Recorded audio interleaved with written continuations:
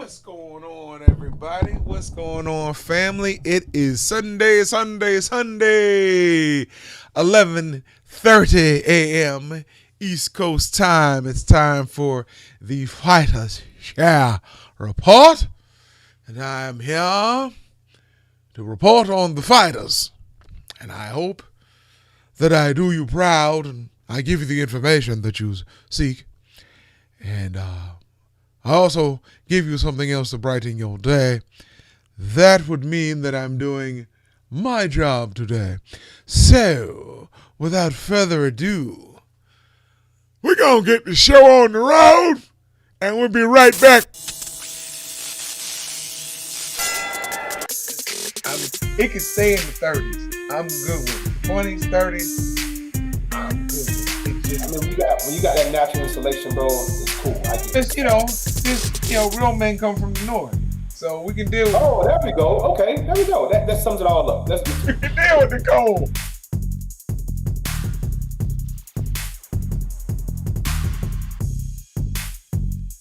I'm saying these names not because they're essentially the best fighters out there, which we can make a case for Shakur Stevenson, definitely. They just look that much better than whoever they fight.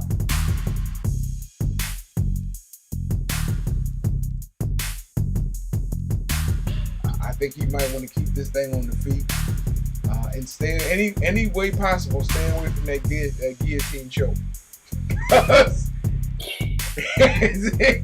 he was squeezing Buddy's face in the last fight and put him out. Come on, dog. Let's fight. Welcome to the Fighters Share Report. Welcome, family. Welcome. Hey, we're going to have a good show today. Thank you for joining me. We're going to get this week kicked off, as they used to say, SOSODEF proper like. So def proper. We're going to get it going.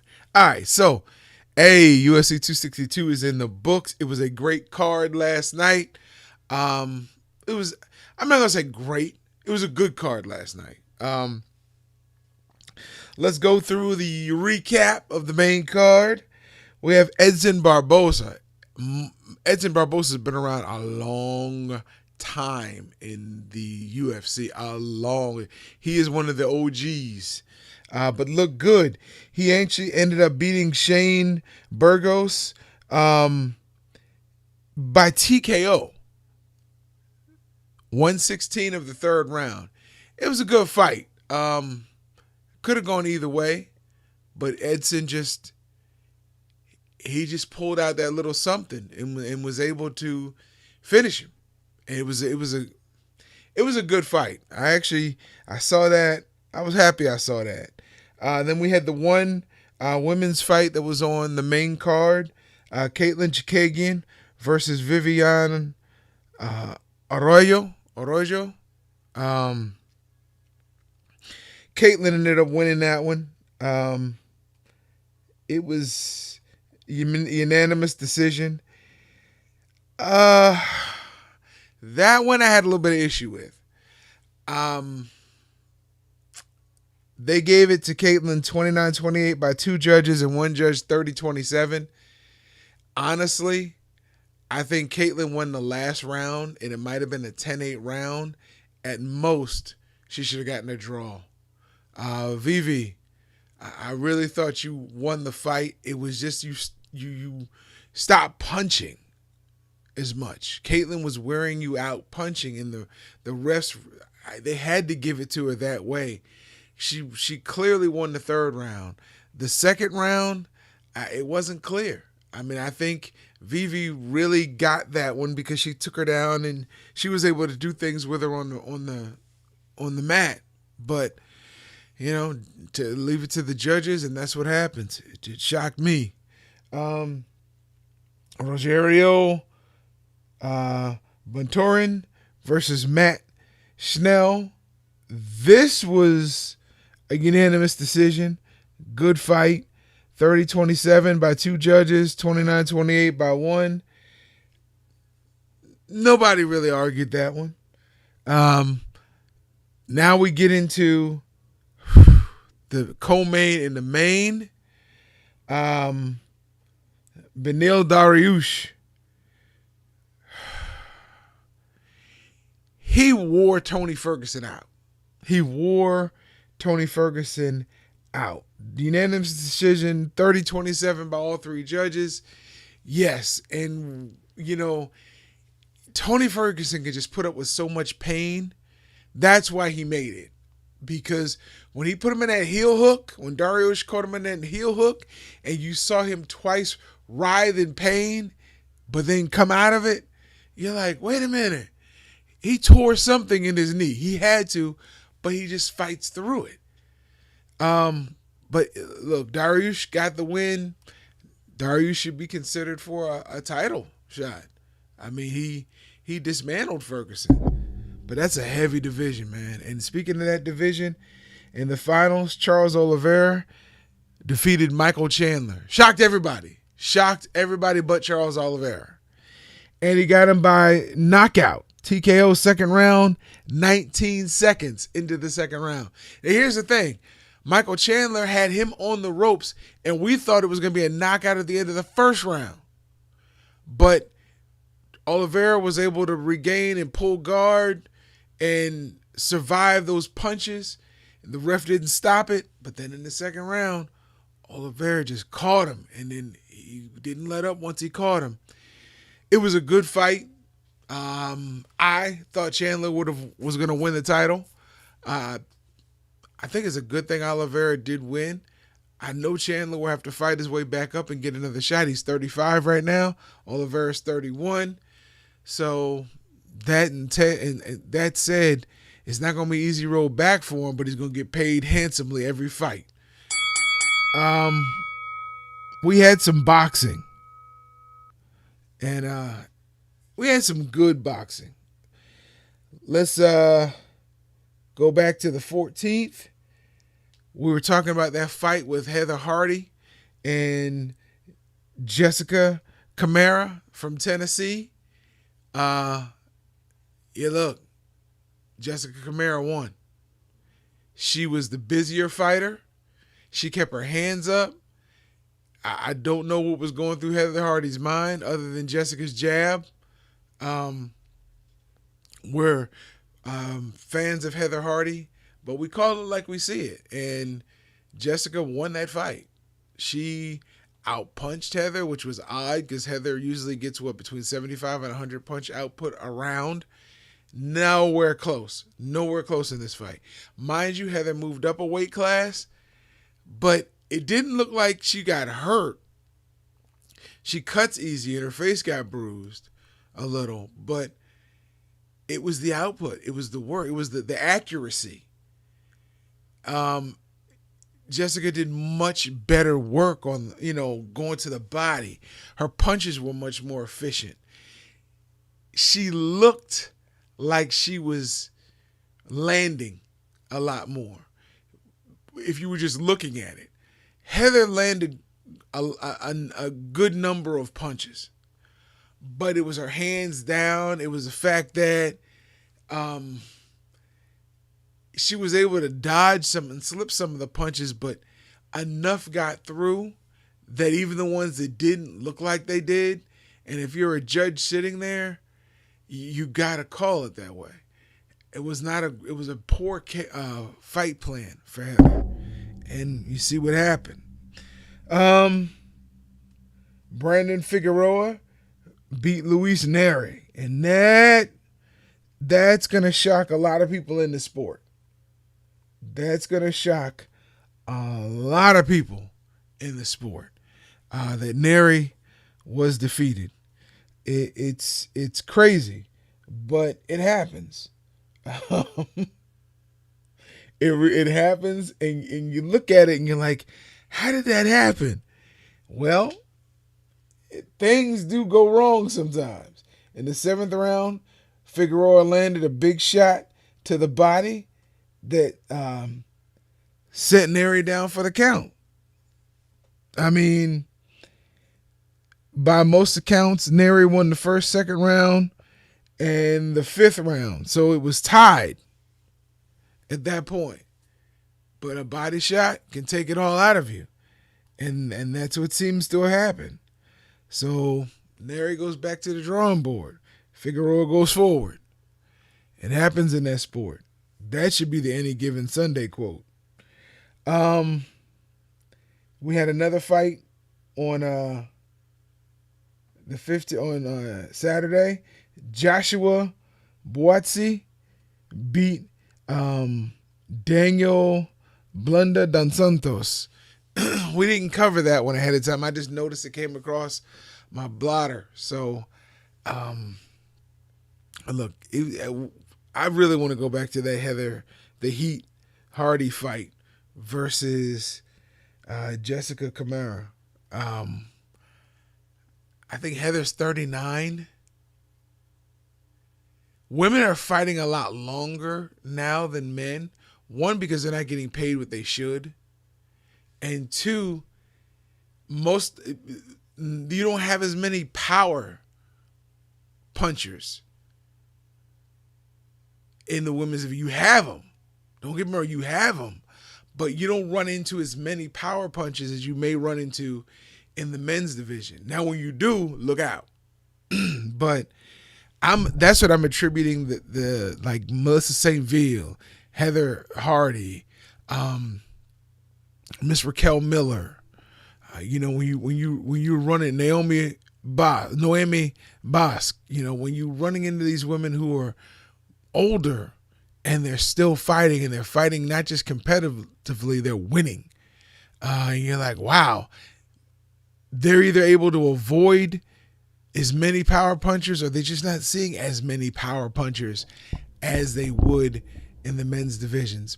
But they're in the lighter weights as well. So, but shout out, it was a great weekend of boxing, Friday and Saturday. Okay. You're going to hear a lot about the NBA Hall of Fame class. And I just kind of want to take a second to really highlight a little bit of that. Tamika Catchings, not many people realize that she had disabilities, physical and developmental challenges. And to see her play for Pat Summitt, University of Tennessee, with the three Meeks, Samika Randall, Shamika Holzclaw, when they were just winning national championships back to back to back. It was phenomenal. And the WNBA career, the fact that she made it to the Hall of Fame. Everybody's talking about Kobe Bryant. And with good reason. I mean, yes, we had, other players make it into the Hall this year, but they knew they were going to be, I'm not saying upstaged, but they knew that Kobe Bryant making it posthumously was going to take the shine. And that's what happened last night. When you look at the numbers that Kobe put up, you can look at the MVPs, you can look at the offensive awards, the defensive awards, you can look at the 5 NBA championships. You can look at all that, but for Kobe Bryant, you got to go a little bit further. You got to look at the fact that other All-Stars have said when they met him, they came to the gym for an early shoot-around before a game, and he was there an hour before they got there, and he was still there when they left, working on shots. And they were like, why are you here so long? And his answer was usually, because you're not. He put the effort in. He knew you only got out of the game what you put into it. And he made it look so effortless on the court because he put that work in, that time in it, and practice. And he did what a lot of others won't do. He went above and beyond. It wasn't about the money. He knew the money was there. It was all about, what are you going to say about my body of work? There's a song in gospel music. I don't think it's a hymn. I think it's just a song that we used to sing in here. And it says, let the works of my life speak for me. He wasn't a perfect man. of course, Gayle King was the first to bring it back up. The allegation of rape in Colorado.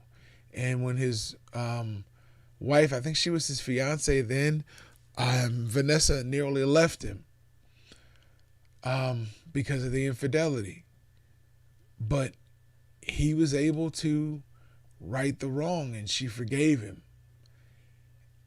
He wasn't, again, a perfect man. Nobody's saying that Kobe was. Nobody's trying to say that you should forget that everything good and bad or bad that happened because he passed. No.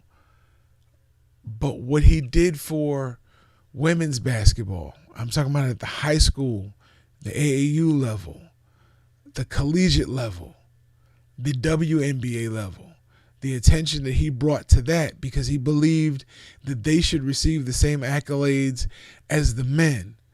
What he did just for people in general, he didn't have to carry a camera with him to do it. He just did it because it was out of the goodness of his heart. I believe basketball is better because of Kobe Bryant. Was it earth-changing? No, but his life could be if you look at it. I'm happy that he's in. When I heard his wife deliver the speech, I couldn't imagine losing your daughter and your husband and a year later having to get up and give an acceptance speech of his Hall of Fame ring after he passed. That had to be rough completely. And I probably should have used that for my 2 minutes, but I didn't. So, let's talk MMA. Let's talk, they used to call him the boogeyman, Tony Ferguson. We were worried about Tony Ferguson last night. We were worried going in what it was going to be like because he took a thumping from Justin Gaethje, and he took another thumping from the now champ, but then he wasn't, Charles Oliveira. Look, Tony is a tough man. He's one of them people, it seems like he gets off on pain. He's just a tough man. Somebody may have to save Tony Ferguson from himself. I say this because he's willing to stand there. The bludgeoning he got from Justin Gaethje last year, the beatdown he got from Charles Oliveira last year, and then last night fighting Beneil Dariush, he got torn apart.